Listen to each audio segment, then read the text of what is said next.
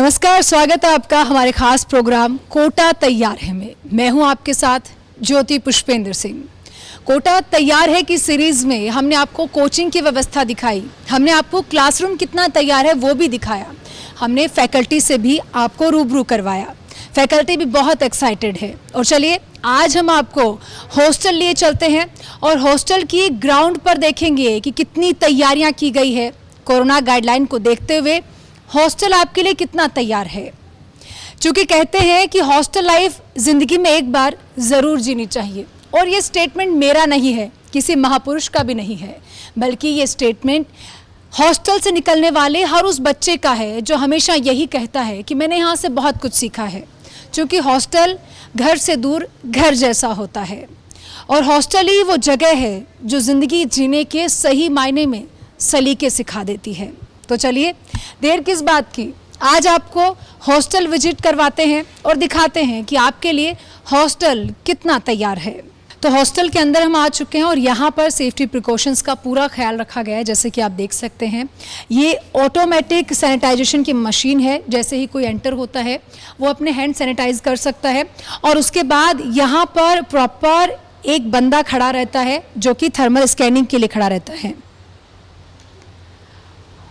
तो देखा आपने कि पूरी तरह से हॉस्टल में सुरक्षा के लहजे से तैयारियां की गई है। जैसे हम एंटर होते हैं, ये रिसेप्शन एरिया है, यहाँ पर भी सैनिटाइजर की एक बॉटल रखी है और मास्क लगाकर यहाँ पर रिसेप्शन पे हॉस्टल का एम्प्लॉय खड़ा है और जो भी स्टूडेंट आता है जाता है उसको यहाँ पर एंट्री भी करनी होती है।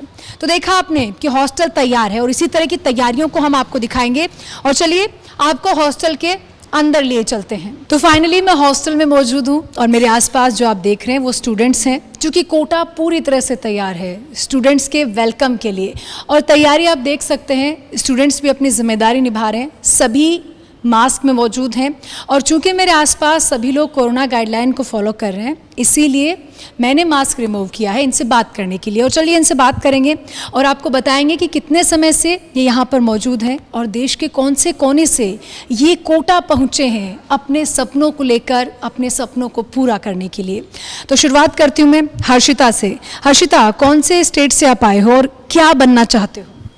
मैं यूपी से आई हूँ, बहुत ही छोटे शहर इलाहाबाद से, और मैं एक आईआईटीएन बनना चाहती हूँ। हर्षिका, मैंने आपका रूम जब देखा तो वहाँ पे एक बहुत ही अच्छी लाइन लिखी हुई थी। वो लाइन आप मुझे पढ़ के बताएं और आपने वो लाइन किस लिए लिखी है, ताकि सुबह शाम आप जब भी वो लाइन देखो तो आपका सपना उड़ान भरने के लिए आपको लगे कि पूरी तरह से तैयार है। जी, तो वो लाइन मैंने कहीं पढ़ी थी तो मुझे अच्छी लगी, मैंने लिखी है, जो आईआईटी इतनी आसान होती तो उसको पाने की आरज़ू इतनी कहाँ होती। अगर कोई चीज़ इतनी आसानी से मिल जाती है तो उसकी वैल्यू कम हो जाती है। जी, बहुत सही कहा हर्षिका ने कि अगर डॉक्टर और इंजीनियर बनना इतना आसान होता तो फिर हर कोई बन जाता। और ये बच्चे वही हैं जो सपने लेकर यहाँ पहुँचे हैं। क्या नाम है आपका और कौन से हिस्से से आप आए हैं? आराधना पाटीदार। मैं एक एमपी के छोटे से गांव अल्लेर से आई हूँ और आईआईटीएन बनने आई हूँ यहाँ पर। तो देखा आपने, सबसे ज़्यादा लोग आईआईटीएन बनने यहाँ पहुँचे हैं। आप कहाँ से आए हो? वैष्णवी, मैं झांसी से आई हूँ, Uttar Pradesh. Doctor UP, Bihar, MP, देश के अलग अलग कोने से बच्चे पहुँचे हैं। आप कहाँ से आए और क्या नाम है? मेरा नाम अनुरीत है और मैं पंजाब से आई हूँ। तो पंजाबी भी पहुँचे हैं कोटा में सपनों को लेकर। और आप कहाँ से आए हो? राजस्थान, अनीशा बेदी। तो राजस्थान समेत देश के अलग अलग कोने से यहाँ पहुँचे हैं। अब मैं आप सबसे ना बहुत ही हल्की फुल्की बात करूँगी, क्योंकि मैंने सुना है ऐसा, हालांकि मैं हॉस्टल में नहीं रही, लेकिन हॉस्टल से निकलने वाला हर बच्चा कहता है कि अरे हॉस्टल की लाइफ नहीं जी तो हमने क्या किया। तो आप लोगों के एक्सपीरियंस जानना चाहूँगी, आपने हॉस्टल में आने के बाद क्या सीखा? क्योंकि घर में हर समय हमारे लिए हमारी माँ अवेलेबल होती है, हमें खाने से समेत हमारी तमाम ज़रूरतें पूरे करने के लिए, और यहाँ पर हम होते हैं हमारी जिम्मेदारी संभालने के लिए, और या फिर हॉस्टल संचालक और वार्डन होती है। तो कैसे खुद को संभाला और क्या कुछ आपका एक्सपीरियंस रहा? देखिए, जब हम घर पे होते हैं तो वहाँ हमारे पेरेंट्स होते हैं, तो हमें लगता है कि सब कुछ तो मिल ही रहा है, सब कुछ तो है हमारे पास। जब आप पहली बार घर से बाहर निकलते हो तब आपको लगता है कि नहीं, आपको बहुत कुछ सीखना है लाइफ में अभी आगे चल के। ये दुनिया कैसी है और ये लोग कैसे होते हैं, आपको लाइफ स्किल्स पता चलती है जब आप पहली बार खुद से बजट बनाते हो अपना कि हाँ इस महीने का ये बजट होगा, हमें अपनी चीज़ें खुद करनी है, हमें अपने प्लान्स खुद सोचने हैं। तो बहुत सारी चीज़ें सीखने को मिलती है जो सिर्फ अभी के लिए नहीं, पूरी लाइफ के लिए हमें हेल्प करेंगी।